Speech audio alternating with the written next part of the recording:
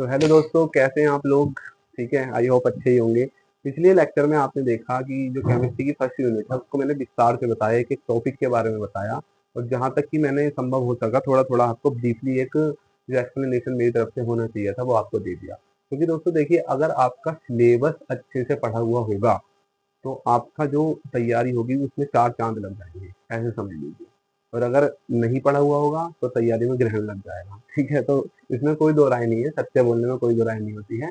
लेकिन अगर एक काम आपने अभी तक नहीं किया है, क्या काम? अगर वीडियो को शेयर नहीं किया है और चैनल को सब्सक्राइब नहीं किया है तो जरूर से करें, अपने भाई का साथ दें, क्योंकि मैं भी आपकी तरह ही तैयारी करने वाला एक बालक हूँ। ठीक है, आपके सामने आ जाता हूँ तो बोलने, क्योंकि मैं 9th और 10th वाले बच्चों को पढ़ाता हूँ।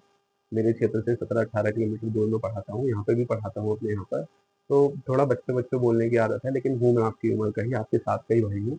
सपोर्ट जरूर करिएगा दोस्तों, तभी आगे चीज़ें आ पाएंगी। ठीक है, क्योंकि हमको उसी से मोटिवेशन मिलेगा। तो चलिए आज चलते हैं सेकंड यूनिट की तरफ, कि केमिस्ट्री की जो सेकंड यूनिट है वो क्या है दोस्तों। देखिए, सेकंड यूनिट बहुत अच्छी और बहुत प्यारा चैप्टर है।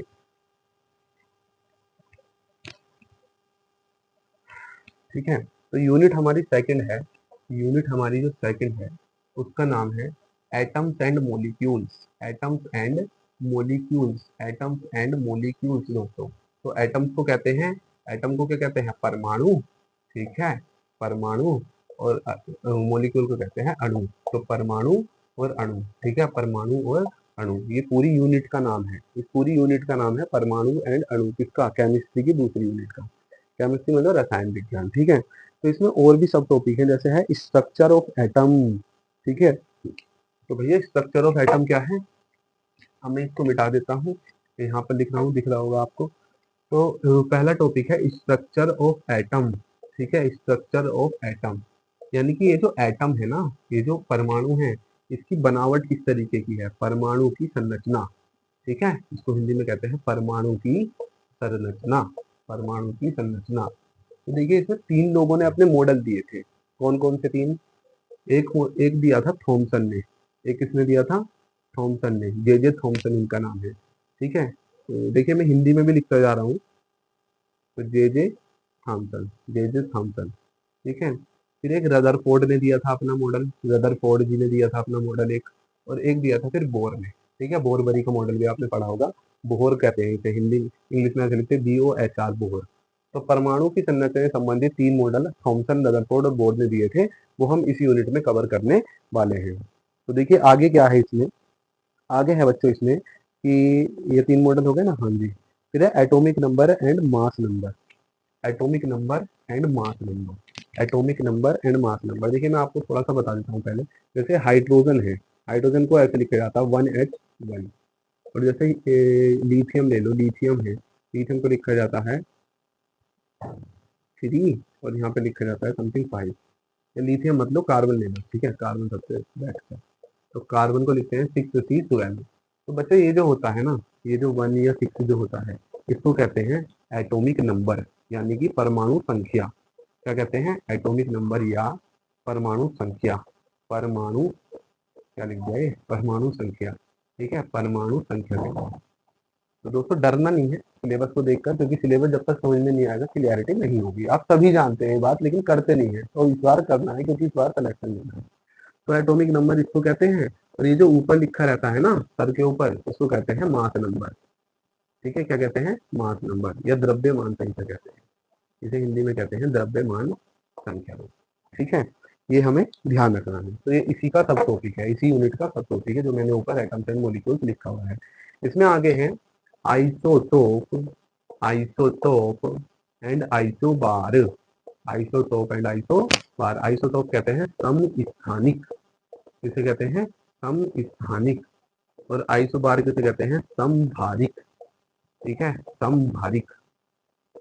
तो जब मैं वीडियो लेकर आऊंगा तब बहुत अच्छे से समझाऊंगा। थोड़ा सा क्लू देता हूँ यहाँ पर। जैसे कुछ एलिमेंट ऐसे होते हैं जिनका एक ही क्या होता है, एक जैसे जो परमाणु संख्या होती है, परमाणु भार अलग अलग होता है, तो वो कहते हैं समस्थानिक। ठीक है, और जिनका परमाणु भार एक जैसा होता है, परमाणु संख्या अलग अलग होती है, उन्हें कहते हैं आइसोबार, समभारिक। ठीक है, तो ये 2-3 टॉपिक इसमें हैं, और काफी अच्छे टॉपिक हैं ये, और बहुत इजी हैं। ठीक है, फिर लॉ ऑफ कांस्टेंट प्रोपोर्शन। ठीक है, इसके बाद है लॉ ऑफ कांस्टेंट प्रोपोर्शन, यानी कि कहते हैं इसे समानुपात का नियम, समानुपात का नियम, समानुपात का नियम। ठीक है, समानुपात का नियम या कहते हैं law of constant constant proportion, law of constant proportion. ठीक है, समानुपात का नियम। आगे क्या है इसमें, molecular masses, mole concept, valency and chemical formula. ठीक है, मोलिकुलर मासेस, जैसे कई सारे मोलिक्यूल होते हैं, जैसे HCl है, H2 है, Cl2 है, तो इनका मास निकालना, इनका द्रव्यमान निकालना, वो हम इस चैप्टर में देखेंगे। ठीक है, और क्या टॉपिक है इसमें, तो और टॉपिक है मोल कंसेप्ट। ठीक है, मोल कंसेप्ट, जैसे मेरा नाम अनमोल है तो दोस्त मेरे एनमोल एनमोल करते थे। जैसे मोल है, एक मोल को 1 मोल कहेंगे, तो एन मोल को एन मोल कहेंगे, तो वो मुझे एनमोल एनमोल कहते थे। ठीक है, तो मोल कंसेप्ट भी हम इसमें देखेंगे, यानी मोल हिंदी में ऐसे लिखते हैं मोल, मोल क्या होता है। ठीक है, सब कुछ पढ़ेंगे, एक एक चीज विस्तार से पढ़ेंगे, आप बिल्कुल निश्चित रहिए। अभी मैं आपको केवल सिलेबस बता रहा हूँ। फिर बैलेंसी है। ठीक है, फिर बैलेंसी है। ठीक है, बैलेंसी को कहते हैं संयोजकता। ठीक है, बैलेंसी को कहते हैं संयोजकता, बैलेंसी को कहते हैं दोस्तों संयोजकता। ठीक है, यानी कि एक एलिमेंट कितने इलेक्ट्रॉन के साथ अपना जो है स्ट्रक्चर बना सकता है या बॉन्ड बना सकता है, उसे कहते हैं बैलेंसी। ठीक है, इसे संयोजकता कहते हैं। Chemical formula of common compound. ठीक है, chemical formula of common compound. ठीक है, तो केमिकल फॉर्मूला का मतलब रासायनिक सूत्र, रासायनिक सूत्र के बारे में भी पढ़ेंगे कि रासायनिक सूत्र क्या होता है।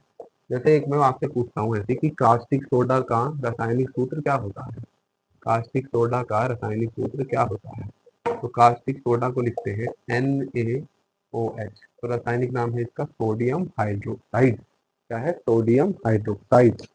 आगे चलते हैं, आगे है इसमें कि मॉडर्न पीरियोडिक टेबल। ठीक है, देखिए एक थी मोजले की, सबसे पहले मोजले नाम के व्यक्ति ने अपनी आवर्त सारणी दी थी, पीरियोडिक टेबल जिसे इंग्लिश में कहते हैं। मोजले के बाद फिर मेंडलीफ आया, मेंडलीफ ने अपनी आवर्त सारणी दी थी। तो जो मेंडलीफ की आवर्त सारणी है उसे ही कहते हैं मॉडर्न पीरियोडिक टेबल, यानी आधुनिक आवर्त सारणी। ठीक है, क्या कहते हैं, आधुनिक, आधुनिक आवर्त सारणी, आधुनिक आवर्त सारणी, आधुनिक आवर्त सारणी। ठीक है, आधुनिक आवर्त सारणी। इसके आगे है एटॉमिक रेडियस, आयनाइजेशन एंथैल्पी। ठीक है, पीरियोडिक प्रॉपर्टीज होती है। ठीक है, कुछ आवर्ती गुण आपने देखा होगा, आवर्ती गुण होते हैं कुछ आवर्ती गुण, यानी पीरियोडिक प्रॉपर्टीज कहते हैं। इसमें एक आयनाइजेशन एंथैल्पी होती है। ठीक है, एटॉमिक रेडियस होती है जिसे परमाणु त्रिज्या कहते हैं, परमाणु त्रिज्या। ठीक है, एक आयोनाइजेशन एंथैल्पी होती है। ठीक है, एंथैल्पी मतलब एनर्जी। जैसे आयनाइजेशन एंथैल्पी को मैं बताऊं शॉर्ट में, तो किसी एलिमेंट में से एक इलेक्ट्रॉन निकालने के लिए जो एनर्जी रिक्वायर्ड होगी उसे कहते हैं आयनाइजेशन एंथैल्पी। उसके आगे है दोस्तों इसमें इलेक्ट्रोनिगेटिविटी, यानी विद्युत ऋणात्मकता। क्या कहते हैं, विद्युत ऋणात्मकता। ठीक है, विद्युत ऋणात्मकता, विद्युत ऋणात्मकता, ये इसका लास्ट टॉपिक है। तो दोस्तों यहाँ पर हमारी एंड हो जाती है सेकेंड यूनिट केमिस्ट्री की। और बताइएगा ये आपको जैसे यूनिट वाइज में वीडियो बना रहा हूँ इतनी अब बेनिफिशियल लग रही है, क्योंकि एक एक टॉपिक को बहुत अच्छे से विस्तार से समझाना, तो टाइम तो देखिए लगता ही है ना। जब आप पढ़ेंगे तो उसमें, लेकिन एक बार पढ़ने में सब क्लियर क्लियर हो जाएगा, बिल्कुल ये मेरा आपसे वादा है। तो जब मैं आपको ये कवर कर रहा हूँ टॉपिक, तब आप ही कहेंगे कि सर आपकी जो सिलेबस वाली वीडियो थी वो बहुत ही बेनिफिशियल थी। तो चलिए दोस्तों, इस वीडियो को यहीं समाप्त करते हैं, और चैनल को यदि सब्सक्राइब नहीं किया तो करते रहिएगा, और भाई के चैनल को शेयर भी करते रहिएगा। जय हिंद, जय भारत।